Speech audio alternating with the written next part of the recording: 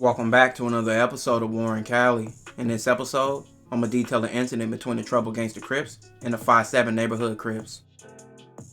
The Troubled Gangsta Crips and the 5-7 Neighborhood Crips are two gangs by the 90s will fall in the fold of Crippin' and start choosing alliances and affiliations. The Troubled Gangsta Crips will fall in the Gangsta Car and affiliate with gangs associated with the Gangsta Car. Gangs like the Fido's Hoovers will be the Trouble's biggest ally, with the Fido's Hoovers territory being close and them repping the same thing. With the Fido's Hoovers being the only Hoover set claiming Gangsta Crip, this made the Trouble's allies to all the Hoover sets.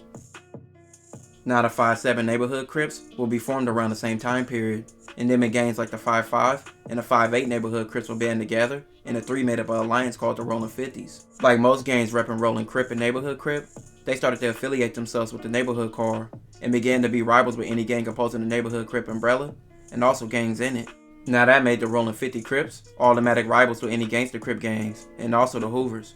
And their closest rivals to them will be the Fido's Hoovers and the Troubled Gangsta Crips. And the Troubles and the 5-7 Neighborhood Crips will go at it for years behind this war. And that leads us to 2011. Tiny Crumb and Tiny Mickey were both members of the Troubled Gangsta Crips. Now on the rival side, D-Rock was a respected member of the 5-7 Neighborhood Crips. And Tiny Drawdown, he was a 16-year-old member of the same gang. On the afternoon of December 27, 2011, D-Rock and Tony Drawdown were walking outside a market on the corner of 55th Street and Normandy Avenue. The two often came to the market, which was a known hangout for the Rollin' 50 Crips. A car driving south on Normandy Avenue turned right on 55th Street. D-Rock told Tiny Drawdown to watch out for the car. Tiny Drawdown turned to watch the car as it turned onto 55th Street, and the car stopped near the market. A backseat passenger then jumped out the car and took a shooting stance and fired multiple shots at D-Rock and Tiny Drawdown. The shooter then got back in the car and the car sped off on 55th Street. D-Rock died from gunshot wounds to the head, and Tiny Drawdown was shot multiple times, but he survived. The shooting was captured on videotape, and police obtained video recordings from two cameras on the market, one facing west on 55th Street and one facing north on Normandy Ave. The police could not tell from the video recordings who the shooter was, even though they attempted to enhance the video quality. There were two witnesses to the shooting. D-Rock's sister seen the shooting as she was sitting in a parked car on 55th Street in front of their parents' home. She seen a car turn onto 55th Street and park in the middle of the street about 25 feet away from her. Then she seen a man jump out the back seat and fire 4 to 5 shots. She only seen the shooter from behind, but described him as black, in his early 20s, around 5'8", 130 pounds, and he was wearing jeans and a short sleeve green shirt. The police later interviewed Tiny Drawdown twice, first in the hospital on December 30th, 2011, then at the police station on February 1st, 2012. At the first interview in the hospital, Tiny Drawdown was medicated and uncomfortable. In his first interview at the hospital, Tiny Drawdown said he was walking to the store with D-Rock, and just before they turned the corner to go to the store, somebody came and turned the corner and somebody just hopped out the back seat and started shooting. Tiny Drawdown described the shooter and said it was probably the Troubles, but he did not remember what clothes the shooter was wearing, and he did not get a police the shooter's name. At the second interview, on February 1st, 2012, Tiny Drawdown said his memory was better than it had been during the first interview when he was in the hospital. Tiny Drawdown told the police that Tiny Crumb, or TC for short, was the one who shot him. Tiny Drawdown said he recognized Tiny Crumb because he had previously seen him 4 or 5 times, including on 51st Place, where they both lived. 5 days before the shooting, Tiny Drawdown saw Tiny Crumb write Neighborhood Crip K, dissing the Neighborhood Crips on the wall. He told the police this meant he wanted to kill us, and he didn't like us, and that's the reason he shot at us and killed D-Rock. Tiny Drawdown stated he did not see Tiny Crumb when the car pulled up, but he saw and recognized him when he hopped out the car. Drawdown then stated, "I seen the dude shoot us. When he shot at us, I seen him. That's the truth. I mean, I really did see him shoot us." Drawdown then gave the police a description of the shooter and identified Tiny Crumb in a photo lineup, stating that Tiny Crumb was the dude who shot him. Tiny Drawdown then wrote a statement. He said, "The picture that I circled looks like the guy who committed the crime, and he came out the back seat behind the driver and just started shooting. I see my friend get shot in front of me, and that's when I turned and looked at him, and that's when he shot me, and I fell." At one point, Tiny Drawdown said, "If this is Tiny Crumb, this is him."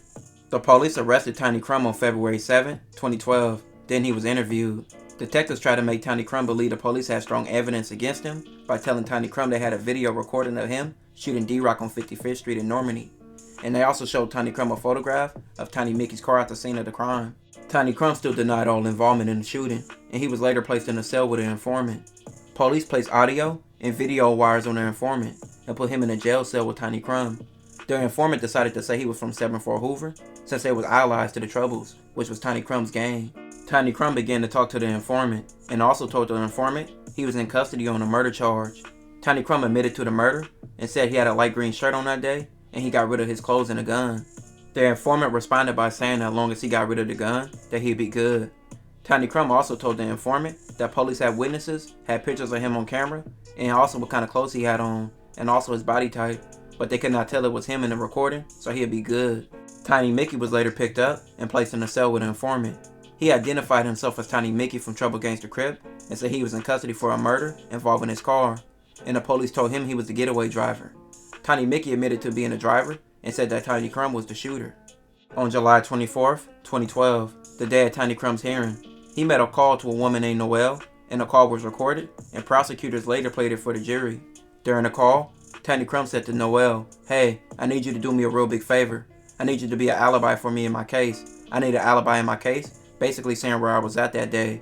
Tiny Crumb also told Noelle, "I need you to talk to my sister for me. Call her and get in contact with my lawyer because this is getting really hectic. This is my only chance at anything. I gotta get my story straight about my whereabouts that day, and it gotta be the same story as yours."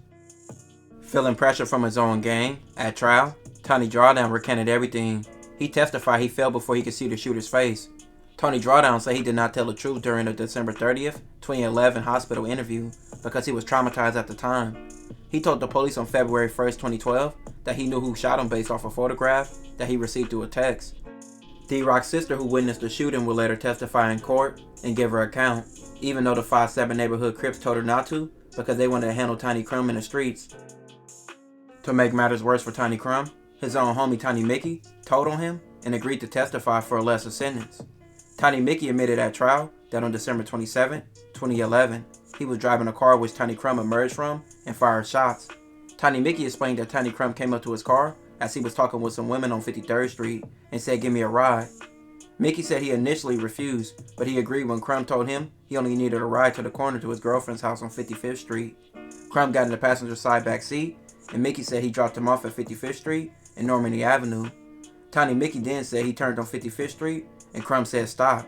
Tiny Mickey then said he stopped the car, then heard the back seat open. Then he heard gunshots. Tiny Mickey said he ducked because he did not know where the shots were coming from or who was shooting. Tiny Crumb got back in the car and then said go. Tiny Mickey said he became scared and he said he told him, "You need to get out of my car. I don't want no part of this. You gotta get out of my car." Tiny Crumb responded by saying, "Man, shut up. Don't say nothing about this." Tiny Mickey said he then directly drove home and shocked, not knowing exactly what to do. Later, he said he learned that someone died on that corner that day. He testified he felt terrible because someone lost their life on December 27, 2011. He said he didn't have any intentions for that to happen at all. He said he denied any advanced knowledge of Tiny Crumb doing this, and also that he had to pick him up for a shooting. Tiny Mickey completely sold out Tiny Crumb and lied. Tiny Crumb denied he got into Tiny Mickey's car on December 27, 2011, and denied he had a gun on that date. He also denied shooting D-Rock or Tiny Drawdown. He testified he heard about the shooting from gang rumors going around, but that's all he knew. He denied knowing who D-Rock was, and also said he never knew and never saw him before. Tiny Crumb denied talking to an informant in jail and said he never owned a green shirt, and that the video surveillance of the shooting was unclear to say it was him. The original proceedings of this case ended with a jury deadlock and leading to a mistrial. This was followed by a retrial, which Tiny Mickey would receive 10 years for his cooperation. Tiny Crumb would get thrown a book, receiving 90 years to life for murder, attempted murder, gang, and firearm enhancements. Tiny Crumb is now 31 and has been in prison since 2015. His earliest parole date is in 2035. This will conclude this episode. If you haven't already, check out my previous episodes. Don't forget to like, comment, and subscribe.